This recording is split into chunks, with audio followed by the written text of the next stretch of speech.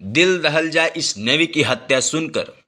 जिस तरह से प्रेम प्रसंग को बढ़ावा मिल रहा है, जहां एक लड़की लड़के से प्यार करती है और फिर शादी करने के बाद उनके घर एक बच्ची जन्म लेती है और पिता अपनी ड्यूटी पर चला जाता है विदेश, वो भी बिना परिवार के। फिर जब घर आता है तो वही प्रेमिका जो अपने पसंद से शादी की थी और बेटी का उम्र महज 5 से 6 साल रहता है, वही बीवी, वही बच्ची की माँ किसी और से प्रेम कर केवल चंद पैसों के खातिर अपने पूर्व प्रेमी यानी अपनी ही पति की हत्या प्रेमी के साथ मिलकर करती है और उसे ड्रम में पैक कर अपने प्रेमी के साथ घूमने निकल जाती है। क्या आप ऐसी कहानी या खबर सुने हैं? अगर नहीं तो नमस्कार, मैं विष्णु कुमार और देखते रहिए लोक जगत न्यूज़। इस चैनल के माध्यम से एक ऐसी खबर या कहे तो दिल दहला देने वाली कहानी या फिर रूह भी कांप जाए ऐसी कहानी आपको बताने जा रहा हूं। दरअसल ये मामला मेरठ का है, जहां एक पत्नी अपने प्रेमी संग मिलकर पति की हत्या कर देती है और प्रेमी के साथ मिलकर हिमाचल पहाड़ों में घूमने चली जाती है। जिस महिला ने अपने पति की हत्या की उसका नाम मुस्कान रस्तोगी है और जिसका हत्या हुआ उसका नाम सौरभ राजपूत है, जो लंदन में नेवी की ड्यूटी कर रहा था। सौरभ राजपूत नेवी में था जो लंदन में ड्यूटी कर रहा था और मुस्कान के प्रेमी का नाम साहिल है। होता कुछ ऐसा है कि सौरभ लंदन से नेवी की ड्यूटी कर अपने बीवी बच्चों से मिलने मेरठ पहुंचता है।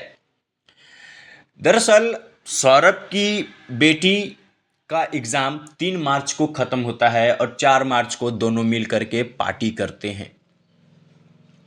लेकिन सौरभ की पत्नी मुस्कान रस्तोगी अपने प्रेमी के साथ मिलकर अपनी ही पति को मौत का घाट उतार देती है और इतना ही नहीं बल्कि प्रेमी साहिल के साथ मिलकर उस लाश को टुकड़ा टुकड़ा कर एक प्लास्टिक के ड्रम में डाल देती है। हद तो तब हो जाता है जब उस महिला ने ड्रम में 100 का टुकड़ा डालने के बाद दोनों मिलकर, मुस्कान रस्तोगी और साहिल मिलकर उसमें सीमेंट का घोल बनाकर डाल देती हैं ताकि महक बाहर न चला जाए।